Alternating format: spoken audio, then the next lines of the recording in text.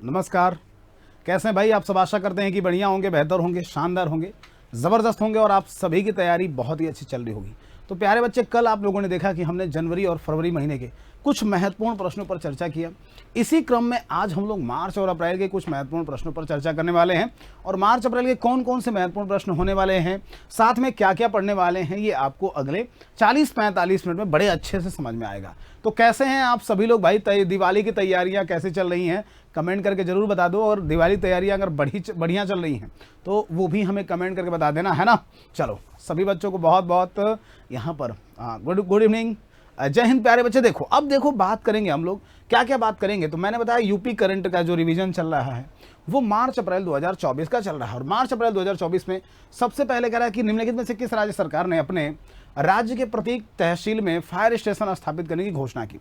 अब प्यारे बच्चों देखो, फायर स्टेशन की यहाँ पर बात कर रहे हैं तो जैसे ही आप देखोगे तो हमारे यहाँ मार्च अप्रैल का महीना आता है। मार्च अप्रैल का जो महीना आता है बच्चे, इस मार्च अप्रैल के माह में आगजनी की जो घटनाएं हैं वो बहुत ज़्यादा होती हैं। क्या मार्च अप्रैल के माह में आप देखा जाए तो आगजनी की जो घटनाएं हैं बच्चे, ये आगजनी की घटना आपको बहुत दिखाई देगी। अब आगजनी की घटना दिखाई पड़ रही है, ऐसी दशा में अगर देखा जाए तो आगजनी की जो घटना दिखाई पड़ रही है, ऐसी दशा में यहाँ पर उत्तर प्रदेश सरकार ने क्या करा था, तो उस समय घोषणा करी थी यूपी गवर्नमेंट ने कि साहब अपने हर तहसील में, सुनना मेरी बात, उत्तर प्रदेश सरकार ने घोषणा की कि लगभग सभी तहसील में क्या करेंगे, तो एक फायर स्टेशन स्थापित करेंगे। अब यहाँ पर आपको ध्यान रखना है बच्चे कि उत्तर प्रदेश में जो तहसील हैं उनका मामला क्या है, तो उनका मामला है 351। प्रश्न का उत्तर होगा ऑप्शन संख्या डी। अब आपको पता है कि उत्तर प्रदेश में कुल कितनी जिले हैं बच्चे, तो जिलों की संख्या अगर देखोगे तो उत्तर प्रदेश में जो जिले अगर पूछ लिया जाए तो जिले हैं 75। क्या है? जिले क्या हैं? 75 हैं।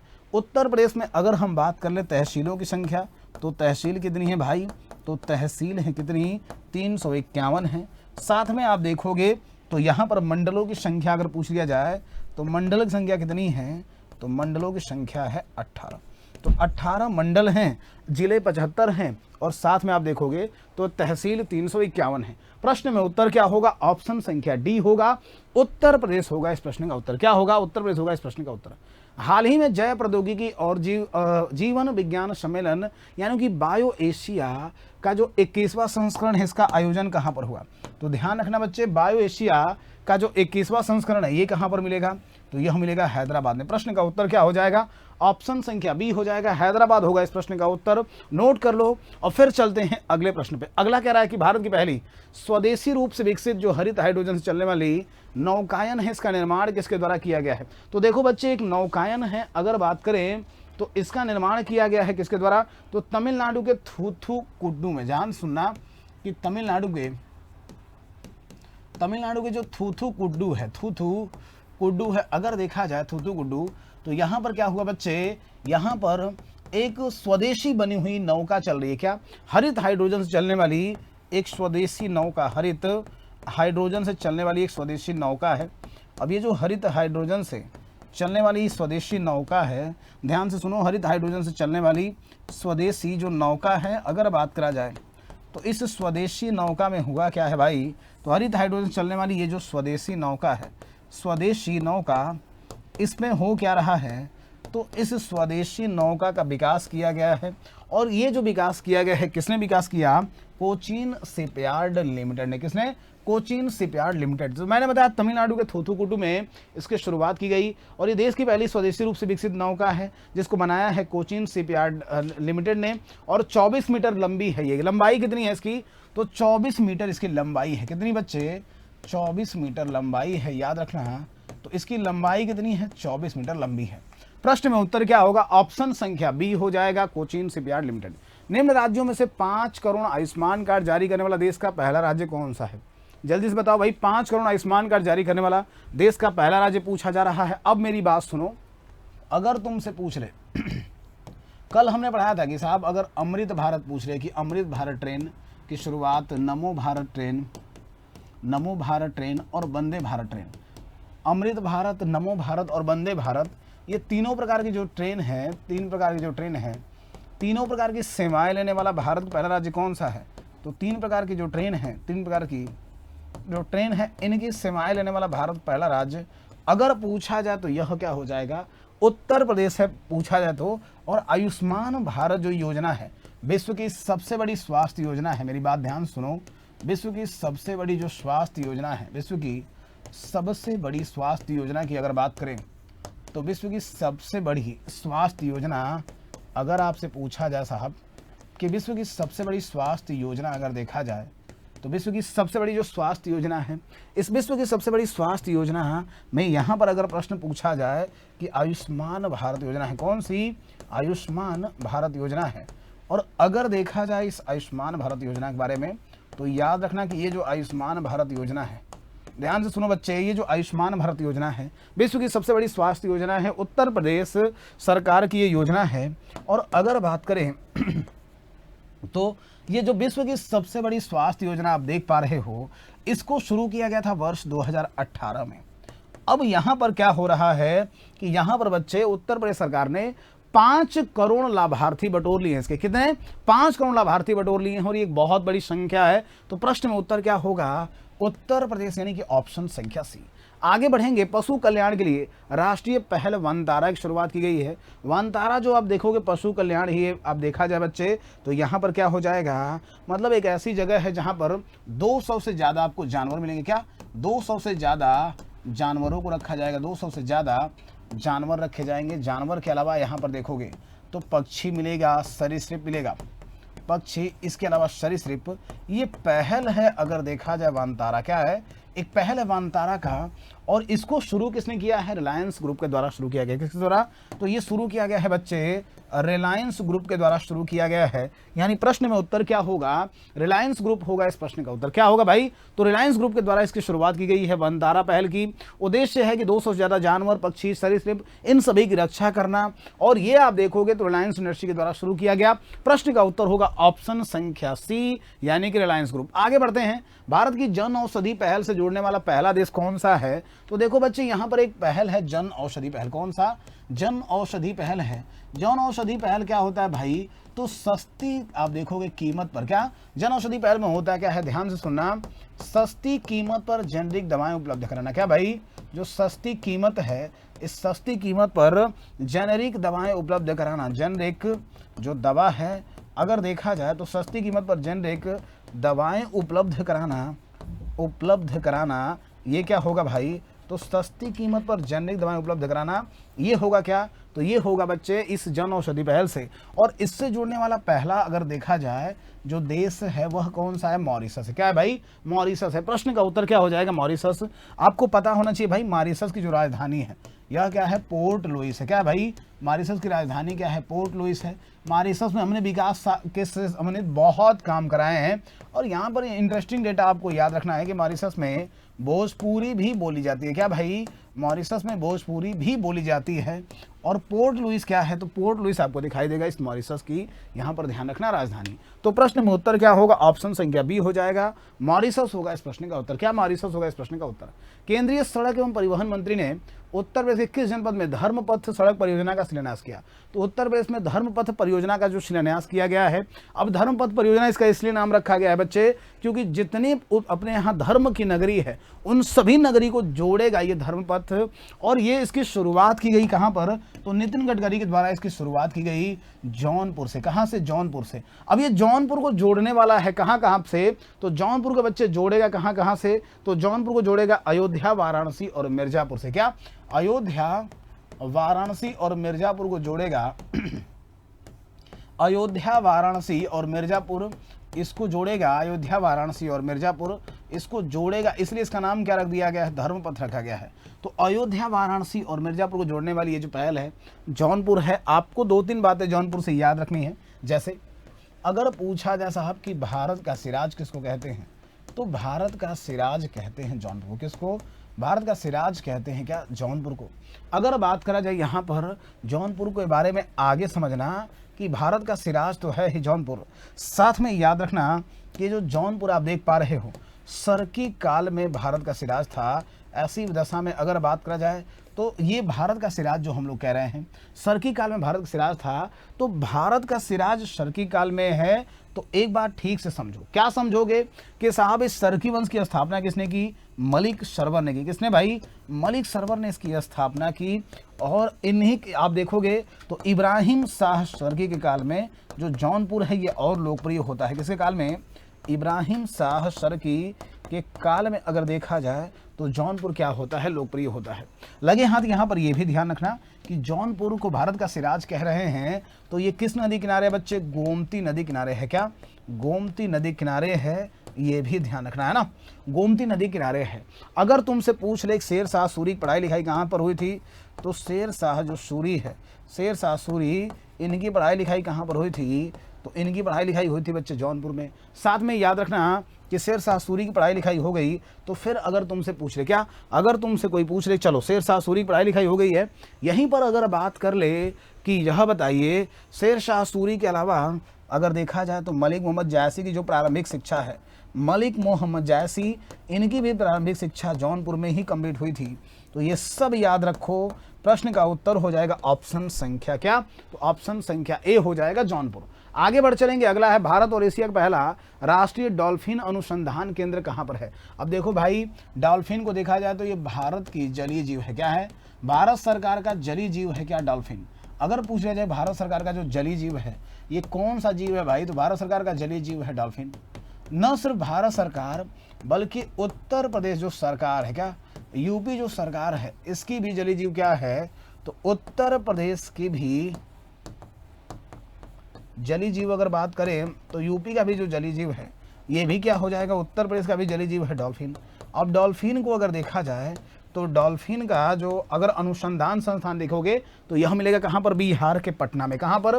बिहार के पटना में डॉल्फिन का अनुसंधान संस्थान मिलेगा। कहाँ पर भाई? बिहार के पटना में डॉल्फिन का अनुसंधान संस्थान मिलेगा। लगे हाथ यहाँ पर ध्यान रखना कि अगर तुमसे पूछ ले कि भारत में सबसे ज़्यादा डॉल्फिन की आबादी कहाँ पर मिलेगी, तो भारत में जो सबसे ज़्यादा डॉल्फिन की आबादी है ये आपको दिखाई देगी। भारत में सर्वाधिक जो डॉल्फिन की आबादी है, भारत में सर्वाधिक डॉल्फिन आबादी अगर कोई पूछ ले तो साहब भारत में सर्वाधिक जो डॉल्फिन की आबादी है ये कहाँ पर मिलेगा? तो भारत में सर्वाधिक डॉल्फिन आबादी अगर देखा जाए तो यह मिलेगा कहाँ पर बच्चे? यह आपको मिल जाएगा, भारत में सर्वाधिक डॉल्फिन की आबादी मिलेगी अपने उत्तर प्रदेश में। कहाँ पर? तो अपने उत्तर प्रदेश में मिलेगा। लगे हाथ कमेंट करके बता दो कि यहाँ पर मुझे कमेंट कर बताओ लगे हाथ कि विश्व डॉल्फिन दिवस हम मनाते किस दिन है? क्या विश्व डॉल्फिन दिवस कब मनाते हैं? जल्दी से बताओ। इस प्रश्न में उत्तर हो जाएगा ऑप्शन संख्या ए। आगे बढ़ते हैं। चक्षु प्लेटफॉर्म किसके द्वारा लॉन्च किया गया है? कौन सा विभाग है जिसके द्वारा चक्षु प्लेटफॉर्म लॉन्च किया गया है? जल्दी से बता दो भाई। तो चक्षु प्लेटफॉर्म के बारे में अगर पूछा जाए तो चक्षु प्लेटफॉर्म का काम है साइबर अपराध को रोकना। अगर कोई पूछ ले साहब साइबर अपराध को रोकने के उद्देश्य से, साइबर जो अपराध है, साइबर अपराध को रोकने के उद्देश्य से यहाँ पर शुरू किया गया है कौन सा प्लेटफॉर्म? तो चक्षु प्लेटफॉर्म। कौन सा बच्चे? तो साइबर अपराध को रोकने के लिए एक प्लेटफॉर्म शुरू किया गया जिसका नाम क्या है? चक्षु प्लेटफॉर्म है। अब ये जो चक्षु प्लेटफॉर्म है अगर बात करें तो चक्षु प्लेटफॉर्म की बात करा जाए यहाँ पर क्या हो जाएगा? तो इसकी शुरुआत की गई है दूरसंचार विभाग के द्वारा। इसके द्वारा दूरसंचार विभाग के द्वारा इसकी शुरुआत की गई है। तो प्रश्न का उत्तर क्या हो जाएगा भाई? दूरसंचार विभाग। ऑप्शन संख्या क्या हो जाएगा? और अभी साइबर क्राइम का जो हेल्पलाइन नंबर आपको देखना है, साइबर क्राइम का जो हेल्पलाइन नंबर है ये अगर देखा जाए तो साइबर क्राइम का जो हेल्पलाइन नंबर है ये क्या है? तो साइबर क्राइम का जो हेल्पलाइन नंबर है बच्चे ये मिलेगा 1930 है ना। तो साइबर क्राइम का जो हेल्पलाइन नंबर है ये क्या है? 1930 है। और साइबर अपराध को रोकने के उद्देश्य से एक प्लेटफॉर्म लॉन्च किया गया, चक्षु प्लेटफॉर्म, जिसको कि लॉन्च किसने किया? दूरसंचार विभाग ने। प्रश्न का उत्तर होगा ऑप्शन संख्या ए। उत्तर प्रदेश हरित हाइड्रोजन नीति 2024 के द्वारा किस वर्ष तक 1 मिलियन मीट्रिक जो टन है इसको हरित हाइड्रोजन उत्पादन का लक्ष्य रखा गया? तो अगर हम बात कर ले 1 मिलियन हरित हाइड्रोजन का लक्ष्य का, तो यहाँ पर मेरी बात सुनो बच्चे, देखो लिख रहा है वर्ष 2025, 2030, 2028 या 2035। प्रश्न का उत्तर क्या होगा? जल्दी से बता दो कि प्रश्न का उत्तर क्या होने जा रहा है। सभी बच्चे एक बार सेशन को दमदारी से शेयर भी कर देना और लाइक भी कर देना। उत्तर हो जाएगा बच्चे क्या? उत्तर हो जाएगा वर्ष 2028, यानी ऑप्शन संख्या क्या हो जाएगा? ऑप्शन संख्या सी हो जाएगा वर्ष 2028, है ना। नोट कर लो वर्ष 2028। इसके बाद से अगर पूछा जाए, कल हमने पढ़ाया था बच्चे कि इंडस फूड 2024 इसका आयोजन कहाँ पर हुआ? तो लिख लेना इंडस फूड 2024 का आयोजन अगर पूछ लिया जाए कि साहब इंडस फूड 2024 इसका आयोजन कहाँ पर हुआ, तो इंडस फूड 2024 इसका आयोजन कहाँ पर हुआ? नोएडा में हुआ। कहाँ पर हुआ? नोएडा में हुआ। कल हमने पढ़ाया था आपको क्या कि सौर ऊर्जा से संचालित जो पहली नाव है इसकी शुरुआत कहाँ पर मिलेगी? तो कल हमने पढ़ाया था बच्चे की सौर ऊर्जा से संचालित जो पहली नाव है, सौर ऊर्जा संचालित प्रथम नाव अगर पूछ लिया जाए तो सौर ऊर्जा संचालित पहली नाव अगर बात करें तो प्रथम नाव मिलेगी क्या? सौर ऊर्जा संचालित जो प्रथम नाव है यह मिलेगी कहाँ पर? अयोध्या में। इसको भी नोट कर लो कि सौर ऊर्जा से संचालित जो पहली नाव है ये क्या है? अयोध्या हो जाएगी। फिर मैंने बताया था इंडस फूड 2024 इसका आयोजन नोएडा में हुआ था और सेमीकंडक्टर नीति अभी हाल ही में लॉन्च किया गया था किसके द्वारा? तो उत्तर प्रदेश सरकार के द्वारा। तो अगर पूछा जाए भाई सेमीकंडक्टर जो नीति है इसको किसने लॉन्च किया? तो सेमीकंडक्टर जो नीति है ये लॉन्च किया गया अपने उत्तर प्रदेश सरकार के द्वारा। किसके द्वारा? उत्तर प्रदेश सरकार के द्वारा। इसी तरीके से अगर बात करें तो यहाँ पर क्या हो जाएगा? यहाँ पर हो जाएगा इंडस फूड का 2024 और सौर ऊर्जा संचालित जो पहली नाव है ये अगर मिलेगा तो ये हो जाएगा अयोध्या। प्रश्न का उत्तर क्या होगा? ऑप्शन संख्या सी। भारत की पहली अंडर वाटर मेट्रो रेल सुरंग का उद्घाटन किया गया। कल डिस्कस किया था हम लोगों ने। देखो मेट्रो से संबंधित अगर बातों की चर्चा करें तो भारत की पहली मेट्रो सेवा इसकी शुरुआत हुई थी बच्चे, भारत की जो प्रथम मेट्रो सेवा है इसकी शुरुआत हुई थी कब? तो भारत की जो पहली मेट्रो सेवा है इसकी शुरुआत 1984 में कलकत्ता में हुई थी। अगर कोई पूछ रहे साहब भारत पहली मेट्रो सेवा 1984 में कहाँ पर हुई? उत्तर हो जाएगा साहब कलकत्ता में, है ना। फिर पूछा जाए कि ये बताइए भारत की सबसे बड़ी मेट्रो सेवा कौन सी है? तो भारत की सबसे बड़ी मेट्रो सेवा, जो सबसे बड़ी मेट्रो सेवा ये कौन सी है? तो भारत की सबसे बड़ी मेट्रो सेवा है दिल्ली मेट्रो सेवा। कौन सी? भारत की सबसे बड़ी जो मेट्रो सेवा ये कौन सी है? तो दिल्ली जो मेट्रो सेवा ये भारत की सबसे बड़ी मेट्रो सेवा है, दिल्ली मेट्रो सेवा। इसी तरीके से अगर बात करें भारत की पहली फिर भारत की सबसे बड़ी अगर पूछ लिया जाए कि यहाँ बताइए भारत की अगर बात करें तो सबसे बड़ी हो गया, यहाँ पर पूछ लिया जाए कि भारत की पहली जो ड्राइवरलेस सेवा है, ड्राइवरलेस अगर पूछ लिया जाए भारत की पहली ड्राइवरलेस जो मेट्रो सेवा है ये कहाँ पर शुरू हुई है? तो ड्राइवरलेस हो जाएगा कहाँ पर? बेंगलुरु में हो जाएगा। भारत में सबसे ज़्यादा मेट्रो शहर कौन से राज्य में है? तो भारत में सर्वाधिक मेट्रो शहर है अपने उत्तर प्रदेश में। ये भी आप लोग पढ़ते हैं कि भारत में जो सर्वाधिक मेट्रो शहर है वो कहाँ पर है? तो भारत में जो सर्वाधिक मेट्रो शहर है, भारत में सर्वाधिक मेट्रो शहर ये कहाँ पर मिलेंगे? तो भारत में जो सर्वाधिक मेट्रो शहर हैं ये कहाँ पर मिलेंगे? उत्तर प्रदेश में मिलेंगे। भारत में सर्वाधिक मेट्रो शहर, तो सर्वाधिक मेट्रो शहर उत्तर प्रदेश में पहली ड्राइवरलेस हो जाएगा बेंगलुरु में। अगर बात करा जाए पहली जो सबसे बड़ी मेट्रो सेवा है ये दिल्ली में, और फिर बात करोगे 1984 में कलकत्ता। इस प्रश्न में उत्तर क्या होगा? ऑप्शन संख्या सी हो जाएगा, कलकत्ता हो जाएगा। इस प्रश्न का उत्तर क्या हो जाएगा? कलकत्ता हो जाएगा इस प्रश्न का उत्तर। आगे बढ़ते हैं। भारत के किस शहर में पहली ड्राइवरलेस मेट्रो? ऑलरेडी बता चुके हैं पहले ड्राइवरलेस जो मेट्रो है ये कहाँ पर मिलेगा? बेंगलुरु मिलेगा। ऑप्शन संख्या क्या हो जाएगा? डी हो जाएगा। क्या होगा भाई? ऑप्शन संख्या डी। चलो आगे बढ़ते हैं। विश्व का सबसे बड़ा साहित्यिक उत्सव, साहित्य उत्सव का आयोजन किस अकादमी के द्वारा किया गया? विश्व का सबसे बड़ा साहित्य उत्सव अगर पूछा जाए, देखो अभी हाल ही में हम लोगों ने पढ़ा था कि हिंदी भाषा का जो पहला संग्रहालय होने जा रहा है ना, हिंदी भाषा का जो पहला संग्रहालय होगा, हिंदी भाषा का जो पहला संग्रहालय होगा बच्चे ये कहाँ पर होगा? वाराणसी में। तो अगर तुमसे कोई पूछ ले हिंदी भाषा पहला संग्रहालय कहाँ पर मिलेगा, प्रश्न का उत्तर नोट करना वाराणसी। लेकिन यहीं पर अगर पूछ ले कि ये बताइए जो विश्व का सबसे बड़ा साहित्य उत्सव है इसकी शुरुआत कहाँ पर हुई है, तो इसकी शुरुआत हुई है राष्ट्रीय साहित्य अकादमी के द्वारा। किसके द्वारा? राष्ट्रीय साहित्य अकादमी के द्वारा। ऑप्शन संख्या क्या होगा? सी हो जाएगा, राष्ट्रीय साहित्य अकादमी के द्वारा। तो हिंदी भाषा का जो पहला संग्रहालय था ये कहाँ पर मिलेगा? तो ये मिलेगा वाराणसी में। और राष्ट्रीय साहित्य अकादमी के द्वारा साहित्य उत्सव जो कि सबसे बड़ा साहित्य उत्सव है इसकी शुरुआत की गई थी। यहीं पर थोड़ा सा ध्यान रखना कि हिंदी भाषा का जो पहला समाचार पत्र पूछ लिया जाता है, हिंदी भाषा का पहला समाचार पत्र पूछ लिया जाता है, इसको अगर पूछ लिया जाए भाई कि हिंदी भाषा का जो पहला समाचार पत्र था ये कौन सा था, तो हिंदी भाषा का जो पहला समाचार पत्र था अगर बात करें यह मिलेगा उदंत मार्तंड। क्या? उदंत मार्तंड अगर देखा जाए तो ये पहला समाचार पत्र है किसका? हिंदी भाषा का जो पहला समाचार पत्र है इसका क्या नाम है? उदंत मार्तंड है ना। इसी तरीके से अगर बात करें तो उत्तर प्रदेश का जो पहला समाचार पत्र है, उत्तर प्रदेश का पहला हिंदी समाचार पत्र है, इसको भी नोट कर लो कि उत्तर प्रदेश का पहला जो हिंदी समाचार पत्र है इसका नाम हो जाएगा बनारस अखबार। क्या होगा? उत्तर प्रदेश का पहला हिंदी समाचार पत्र ये क्या हो जाएगा भाई? बनारस अखबार हो जाएगा। क्या होगा?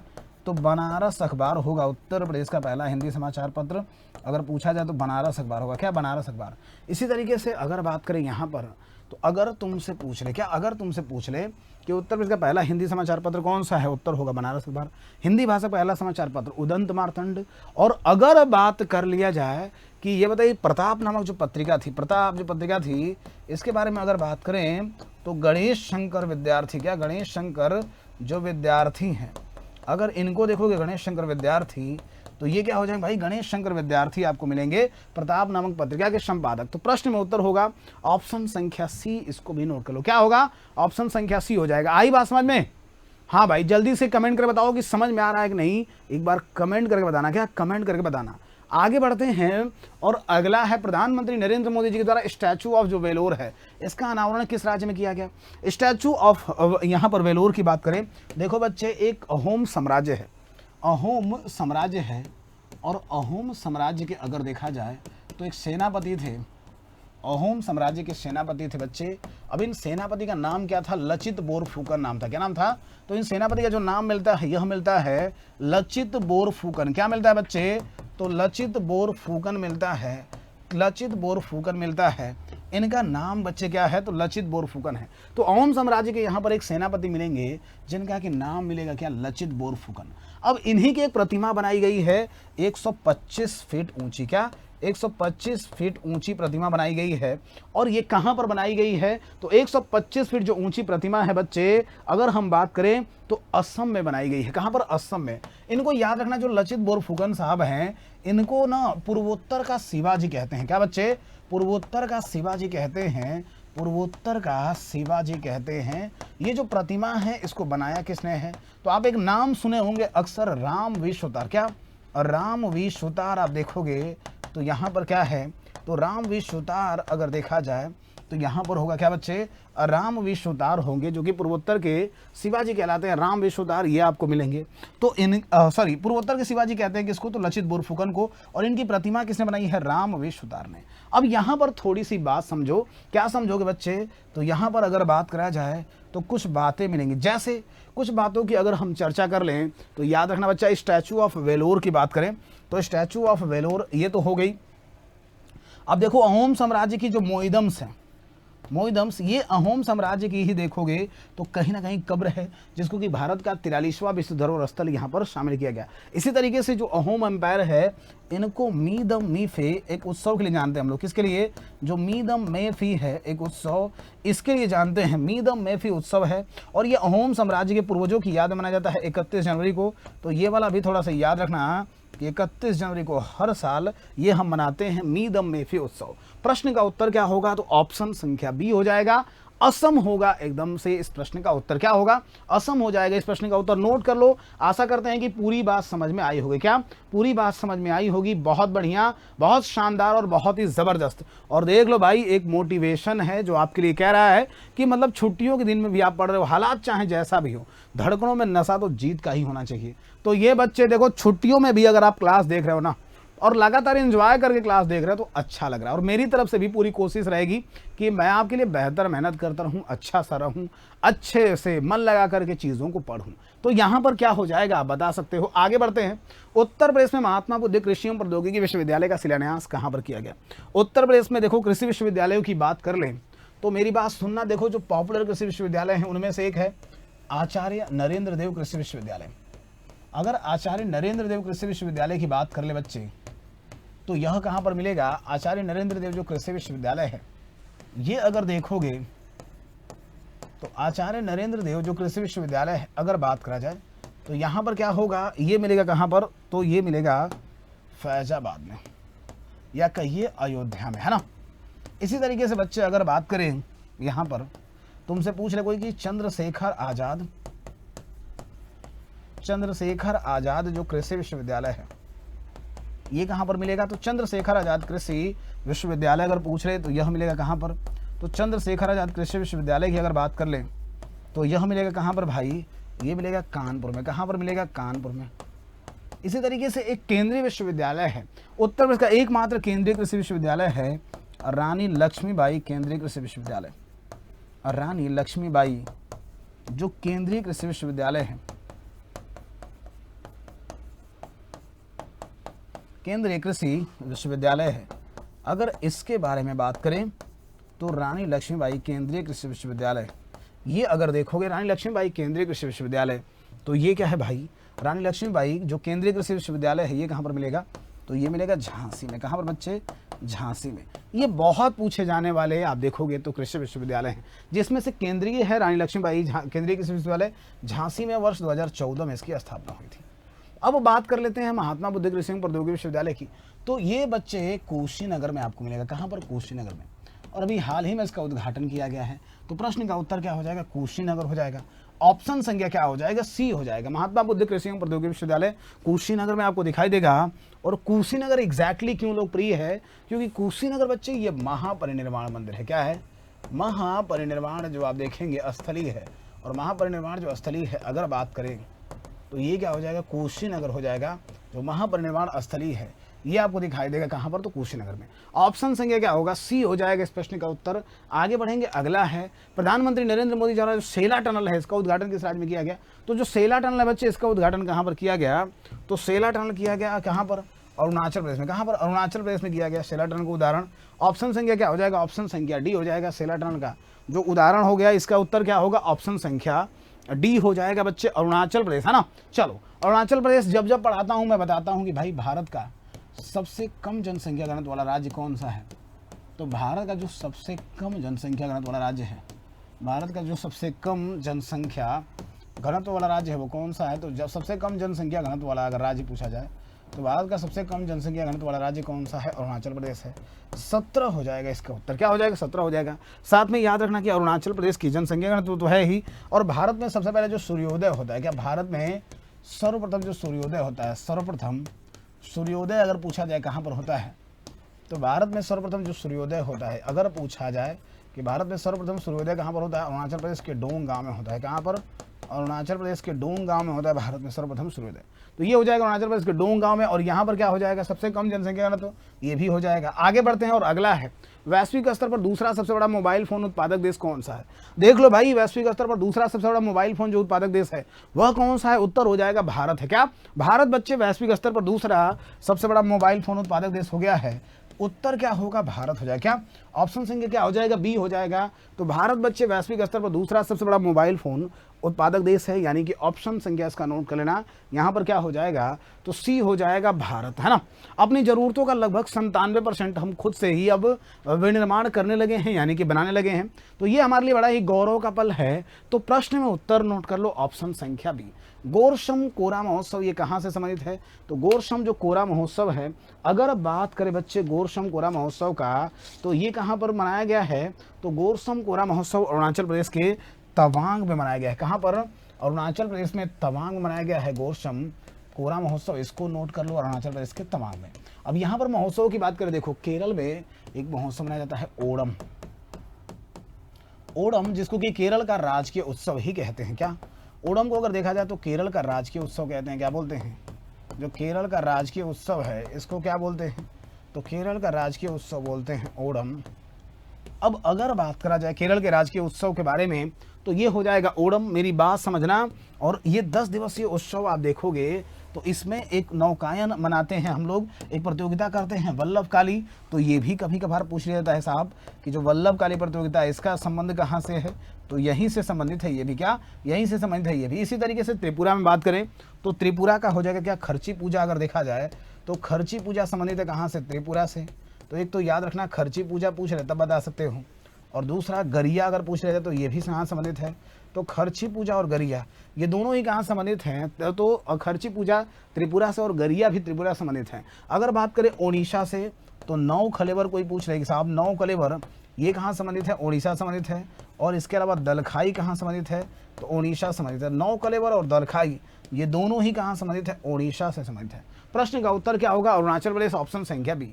आगे बढ़ते हैं। हाल ही में मुख्यमंत्री योगी आदित्यनाथ ने मां पाटेश्वरी जो राजकीय विश्वविद्यालय इसका शिलान्यास किस जनपद में किया, तो मां पाटेश्वरी जो राजकीय विश्वविद्यालय है इसका शिलान्यास किया गया कहाँ पर, बलरामपुर में। क्योंकि बलरामपुर में ही आपको दिखाई देंगे कौन, तो बलरामपुर में ही आपको पाटेश्वरी देवी का मंदिर आपको दिखाई देगा। इन्हीं के नाम पर इस मंदिर को आप देखेंगे, ऐसा इस विद्यालय बनाया गया है। और पाटेश्वरी देवी जो विद्यालय है बच्चे, ये कहाँ पर है? तो तुलसीपुर में। कहाँ पर? तुलसीपुर, बलरामपुर में आपको दिखाई देगा, याद रखना है ना। चलो, तो प्रश्न का उत्तर क्या हो जाएगा? ऑप्शन संख्या डी हो जाएगा। इसको नोट कर लो बच्चे सभी के सभी, ठीक है। समझ में आ रहा है कि नहीं भाई? कमेंट करके बताओ। बहुत बढ़िया, बहुत शानदार और बहुत ही ज़बरदस्त तरीके से आप लोग बता रहे हो। किस राज्य में भारत का सबसे ऊंचा जो मौसम टावर है इसका उद्घाटन किया गया? तो भारत का सबसे ऊंचा जो मौसम टावर है, अगर हम बात करें तो भारत का जो सबसे ऊंचा मौसम टावर है बच्चे, ये मध्य प्रदेश के भोपाल में। क्या? मध्य प्रदेश के भोपाल में अगर देखा जाए तो इसका उद्घाटन किया गया। मध्य प्रदेश के भोपाल में इसका उद्घाटन किया गया। यानी प्रश्न में उत्तर क्या होगा? मध्य प्रदेश। याद रखना कि 200 किलोमीटर दूर से ही ये बादलों को ट्रैक कर सकता है। क्या? 200 किलोमीटर जो दूर है, यहाँ से ही ये बादलों को क्या कर सकता है भाई? ट्रैक कर सकता है।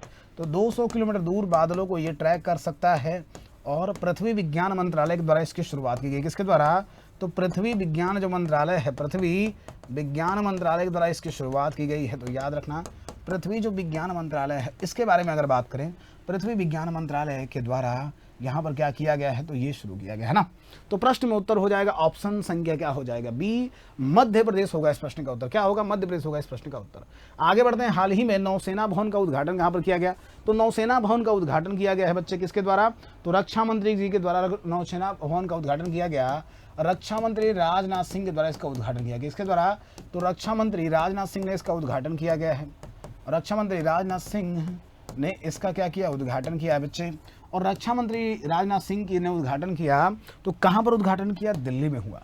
कहाँ पर बच्चे? दिल्ली में। और मजे की बात यह है कि ये नौसेना का पहला कार्यालय है। मतलब अभी तक कार्यालय विहीन होकर काम चल रहा था इसका, लेकिन नौसेना का पहला कार्यालय है ये।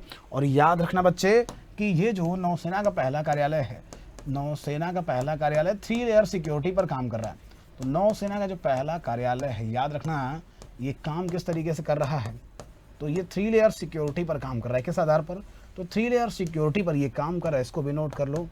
इसकी जो सिक्योरिटी एग्जैक्टली क्या है? 3 लेयर सिक्योरिटी है ना।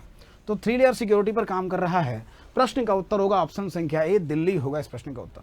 आगे बढ़ते हैं। सूर्य घर मुफ्त बिजली योजना का शुभारंभ किसने किया? तो सूर्य घर मुफ्त बिजली योजना अगर बात करें तो इसका शुभारंभ किया गया किसके द्वारा? तो नरेंद्र मोदी जी के द्वारा शुभारंभ किया गया। और शुभारंभ आप देखोगे तो 13 फरवरी 2024 को किया गया। तो सूर्य घर मुफ्त बिजली योजना, इसके शुभारंभ किया गया 13 फरवरी 2024 को। नरेंद्र मोदी जी ने इसका शुभारंभ किया। 75,000 करोड़ रुपए की ये योजना है, ये भी ध्यान रखना। 75,000 करोड़ रुपए की योजना है। तो प्यारे बच्चे नोट कर लो कि 75,000 करोड़ रुपए की ये जो योजना है, इसकी शुरुआत किसने की है? नरेंद्र मोदी जी ने शुरुआत की है। प्रश्न का उत्तर होगा ऑप्शन संख्या है। त्रिनेत्र ऐप 2.0 किस राज्य की पुलिस ने लॉन्च किया है? तो त्रिनेत्र ऐप जो यहाँ पर बच्चे शुरुआत किया गया है, इसकी शुरुआत की गई है उत्तर प्रदेश पुलिस के द्वारा। किसके द्वारा? उत्तर प्रदेश पुलिस ने इसकी शुरुआत की है। उद्देश्य क्या है बच्चे? तो उत्तर प्रदेश में सुरक्षा को और व्यवस्थित बनाना, साथ में अपराध में रोकथाम और जांच के उद्देश्य से। क्या? अपराध की रोकथाम व जांच के उद्देश्य से इसकी शुरुआत की गई है। तो अपराध की रोकथाम और जांच के उद्देश्य से, ध्यान रखना, अपराध की रोकथाम और जांच के उद्देश्य से इसकी शुरुआत की गई है। ऐसी दशा में अगर बात करा जाए, अपराध की रोकथाम और जांच के उद्देश्य से इसकी शुरुआत की गई है। प्रश्न का उत्तर क्या होगा? ऑप्शन संख्या सी हो जाएगा। उत्तर प्रदेश पुलिस की बात करें, 1861 एक्ट के तहत इसकी स्थापना हुई। मुख्यालय इसका कहाँ पर है? तो पहले इसका मुख्यालय कहाँ पर था? प्रयागराज में था। वर्तमान में कहाँ पर है? लखनऊ में है। कहाँ पर है? लखनऊ में है। साथ में याद रखना कि इसका जो थीम है वह क्या है? सुरक्षा आपकी संकल्प हमारा। क्या? सुरक्षा आपकी और संकल्प हमारा, इस थीम के साथ में ये काम करती है। तो सुरक्षा आपकी और संकल्प हमारा, ये क्या है? इसकी थीम है सुरक्षा आपकी संकल्प हमारा। साथ में याद रखना कि ये जो उत्तर प्रदेश पुलिस है, दुनिया की सबसे बड़ी पुलिस व्यवस्थाओं में से एक है बच्चे। शानदार है। तो अपराध की रोकथाम के लिए आप देखोगे तो त्रिनेत्र एप्लीकेशन इन्होंने लॉन्च किया है। इंस्पेक्टर के पोस्ट से ऊपर का जो व्यक्ति है, अधिकारी, इसको प्रयोग कर सकता है। ये भी ध्यान रखना है ना। तो प्रश्न में उत्तर क्या हो जाएगा बच्चे? ऑप्शन संख्या सी हो जाएगा, उत्तर प्रदेश। आगे बढ़ते हैं। 67वीं जो Akhil Bharatiya police duty meet है 2024, इसका कहाँ पर आयोजन हुआ? तो 67वीं जो Akhil Bharatiya police duty meet है, इसका आयोजन कहाँ पर हुआ? तो नोट कर लो जल्दी से, इसका आयोजन कहाँ पर हुआ? लखनऊ में हुआ। कहाँ पर? लखनऊ में, है ना। तो जल्दी से नोट करो, क्या उत्तर हो जाएगा? लखनऊ हो जाएगा, ऑप्शन संख्या ए। अगर तुमसे पूछ ले भाई, इसका तो उत्तर चलो लखनऊ हो गया। अगर तुमसे पूछ ले कि उत्तर प्रदेश का पहला गाय अभ्यारण्य कहाँ पर शुरू हुआ, तो उत्तर प्रदेश का जो पहला गाय अभ्यारण्य है, ध्यान से समझना, उत्तर प्रदेश का जो पहला गाय अभयारण्य है इसकी शुरुआत कहाँ पर की गई? तो उत्तर प्रदेश का पहला जो गाय अभयारण्य है इसकी शुरुआत कहाँ पर हुई? यूपी का जो पहला गाय अभयारण्य है बच्चे इसकी शुरुआत किया गया मुजफ्फरनगर में। कहाँ पर? यूपी का जो पहला गाय अभयारण्य है इसकी शुरुआत कहाँ पर हुई? मुजफ्फरनगर में हुई इसकी शुरुआत, है ना। यूपी का पहला जो गाय अभयारण्य है इसकी शुरुआत कहाँ पर हुई? मुजफ्फरनगर में। उत्तर प्रदेश के पहले गाय अभयारण्य की शुरुआत, उत्तर प्रदेश का जो पहला गाय अभयारण्य है इसकी शुरुआत कहाँ पर? मुजफ्फरनगर में। फिर पूछा जाए कि उत्तर प्रदेश की पहली एरो सिटी कहाँ पर बन रही है? तो पीछे कल हमने पढ़ाया था कि उत्तर प्रदेश की जो पहली एरो सिटी है ये कहाँ पर बन रही है? तो उत्तर प्रदेश की प्रथम एरो सिटी ये मिलेगी कहाँ पर? तो यूपी की जो पहली एरो सिटी है, याद रखो ये कहाँ पर मिलेगी? उत्तर प्रदेश की पहली एरो सिटी मिलेगी लखनऊ में। कहाँ पर? लखनऊ मिलेगी उत्तर प्रदेश की पहली एरो सिटी, ये भी बता सकते हो। यूपी की जो पहली एरो सिटी है ये कौन सी है? लखनऊ है। प्रश्न का उत्तर हो जाएगा ऑप्शन संख्या है। आगे बढ़ते हैं। हाल ही में सक्षम नामक एप्लीकेशन किस मंत्रालय द्वारा लॉन्च किया गया? तो सक्षम जो एप्लीकेशन है इसको लॉन्च किया गया किसके द्वारा? अगर पूछ लिया जाए तो नोट करना बच्चे, सक्षम जो आप देखोगे एप्लीकेशन है इसको लॉन्च किया गया भारत निर्वाचन आयोग के द्वारा। किसके द्वारा? चुनाव आयोग के द्वारा इसको लॉन्च किया गया।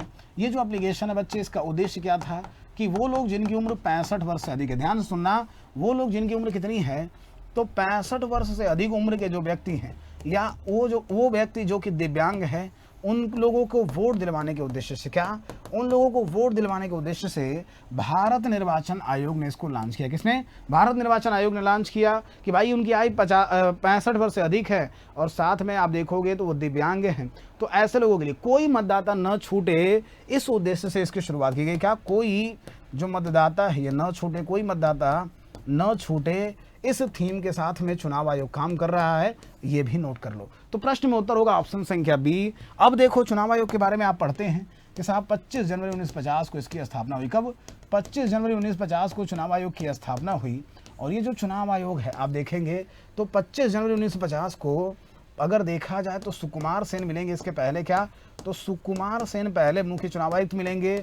और 25 जनवरी को इसके स्थापना दिवस पर हम लोग राष्ट्रीय मतदाता दिवस भी मनाते हैं।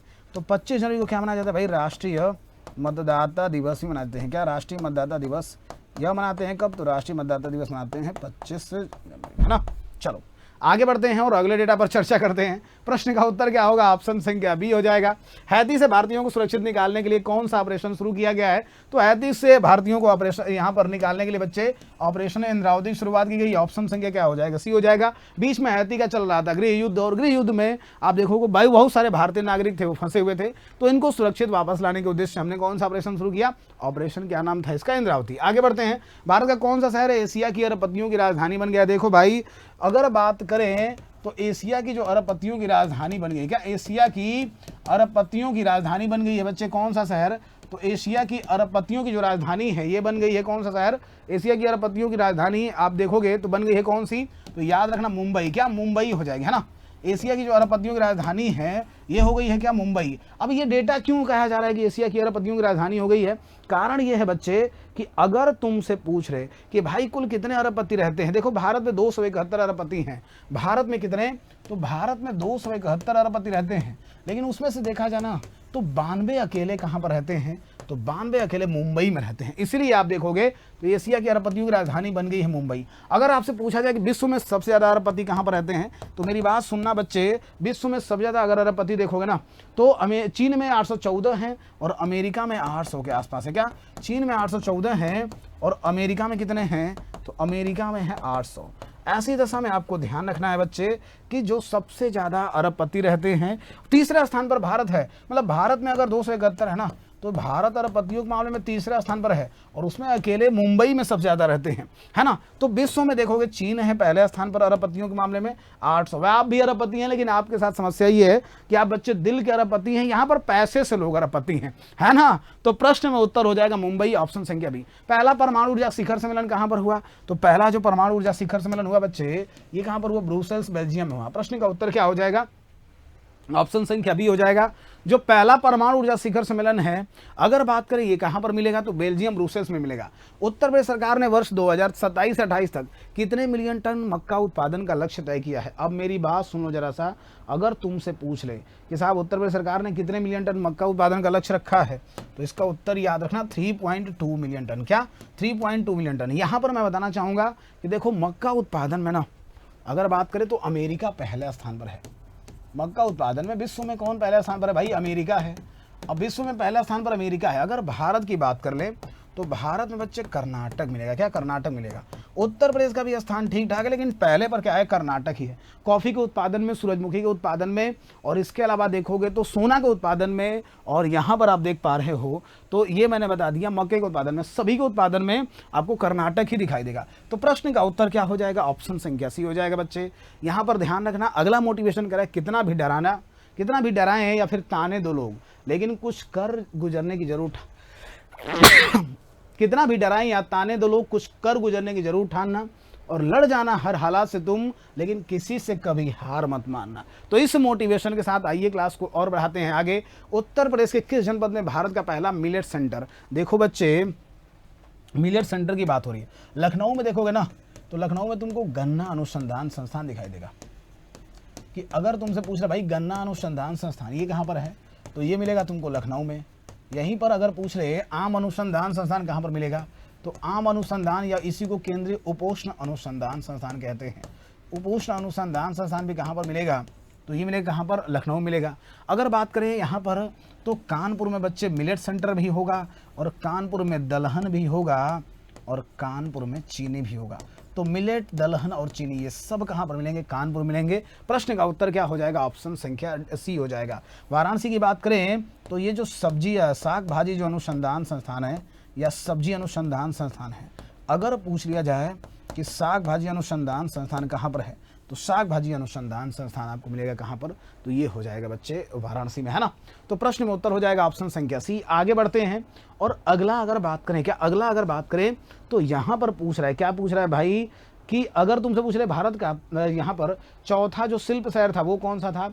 सुनना मेरी बात, देखो अगर तुमसे कोई पूछ रहे कि भारत का चौथा शिल्प शहर कौन सा था, इसको भी नोट कर लो कि भाई भारत का चौथा जो शिल्प शहर था ये था श्रीनगर। अगर तुमसे पूछ रहे भारत का चौथा शिल्प शहर कौन सा था, उत्तर याद रखना श्रीनगर हो जाएगा। यहीं पर अगर पूछ रहे कि भारत का पहला साहित्य शहर कौन सा है, तो भारत का पहला जो साहित्य शहर है, अगर पूछा जाए तो भारत का पहला साहित्य शहर कौन सा है, तो इसको भी नोट कर लो, कोझीकोड हो जाएगा। भारत का पहला साहित्य शहर कौन सा है, उत्तर क्या हो जाएगा? कोझीकोड हो जाएगा। इसको भी नोट कर लेना, क्या होगा? कोझीकोड हो जाएगा, है ना। इसको नोट कर लो। चलो आगे बढ़ते हैं। अगला कह रहा है कि हाल ही में किस राज्य में परमवीर चक्र उद्यान? तो परमवीर चक्र उद्यान बच्चे अगर देखा जाए तमिलनाडु में, और 21 लोगों की आप देखोगे तो यहाँ पर उद्यान में जगह मिलेगी। मेरी बात समझना, जो परमवीर चक्र है ये सेना का सर्वोच्च पुरस्कार है। क्या परमवीर चक्र की बात करें तो ये सेना का क्या है? सर्वोच्च सम्मान है ना। सेना का अगर तुमसे सर्वोच्च सम्मान पूछ ले तो ये बच्चे परमवीर चक्र है। अब तक 21 लोगों को दिया गया है, तो उन्हीं के सम्मान में यहाँ पर एक परमवीर चक्र उद्यान खोला गया। कहाँ पर खोला गया? प्रश्न का उत्तर होगा साहब, खोला गया कहाँ पर? तमिलनाडु में। प्रश्न का उत्तर होगा ऑप्शन संख्या सी। एक वाहन एक फास्टैग जो मानदंड है, इसको शुरुआत करी है किसने? तो एक फास्टैग और एक आप देखेंगे मानदंड, इसकी शुरुआत की गई भारतीय राष्ट्रीय राजमार्ग प्राधिकरण, यानी ऑप्शन संख्या क्या हो जाएगा? सी। जल संसाधन नियंत्रण पोर्टल लॉन्च करने वाला पहला राज्य कौन सा है? तो जल संसाधन नियंत्रण पोर्टल लॉन्च करने वाला जो पहला राज्य है अगर पूछ लिया जाए, उत्तर क्या हो जाएगा बच्चे? राजस्थान हो जाएगा। क्या? राजस्थान हो जाएगा इस प्रश्न का उत्तर। और आज का प्रश्न है आपके लिए कि उत्तर प्रदेश के किस जनपद में प्रदेश का पहला glass sky walk bridge launch किया गया? ये कमेंट करके बताना कि आज का ये प्रश्न है, क्योंकि इसको हमने कई बार बताया है, मुझे उम्मीद है कि आप बता सकते हो। तो कमेंट करके बताना बच्चे आज का ये प्रश्न है, क्या होगा इसका उत्तर। साथ में याद रखो कि इन दिनों दिवाली धमाका चल रहा है, और दिवाली धमाका में क्या हो रहा है भाई, तो इस दिवाली उत्कर्ष के साथ में कीजिए अपने सपनों का साकार। और ये धमाका चल रहा है 24 अक्टूबर से 3 नवंबर तक। उत्कर्ष ऐप में उत्तर प्रदेश का कोई भी कोर्स अगर आप परचेस कर रहे हैं तो इसमें क्या होगा? 90% तक का डिस्काउंट होगा, 30% की एक्स्ट्रा वैलिडिटी, 3 महीने की एक्स्ट्रा वैलिडिटी होगी, और साथ में रिकॉर्डेड कोर्स फ्री मिलेगा अगर आपने live from classroom course purchase किया है। तो इतनी सारी चीज़ें मिलने वाली है भाई। तो दिवाली तो मान के चलो कि कल ही है ना, और दिवाली आप सेलिब्रेट कर रहे होगे, आशा करते हैं कि धूमधाम से। तो अगर आपको विश्वास है भाई उत्कर्ष के कंटेंट पर, उत्कर्ष की मेहनत पर, तो आप यहाँ से कोई कोर्स परचेज करके जोड़ सकते हैं। बाकी क्लास कैसी लगी कमेंट करके जरूर बताइएगा। और फिर से कह रहा हूँ, दिवाली की पूर्व संध्या है, तो एकदम आराम से भाई दिवाली को आराम से ही सेलिब्रेट करना है ना, और पूरे परिवार के साथ, क्योंकि हम भी आपके परिवार का हिस्सा ही हैं। छोटे भाई, बड़े भाई, जो आपको मानना हो मान सकते हो, कभी अभिभावक के तरीके ट्रीट करते हैं, और हमने ईमानदारी से ही क्लास को पढ़ाया है, आपके साथ में लग करके पढ़ाया है। जब भर्ती आएगी तो और ईमानदारी से पढ़ाएंगे, है ना। अभी तो मान लीजिए भर्तियाँ नहीं है, पर यह था कि छुट्टी थी तो रिवीजन आपका करते चले हम लोग, है ना। तो इस उम्मीद से कि आपको क्लास पसंद आई होगी, लेते हैं आपसे विदा। बहुत बहुत धन्यवाद। जय हिंद प्यारे बच्चे।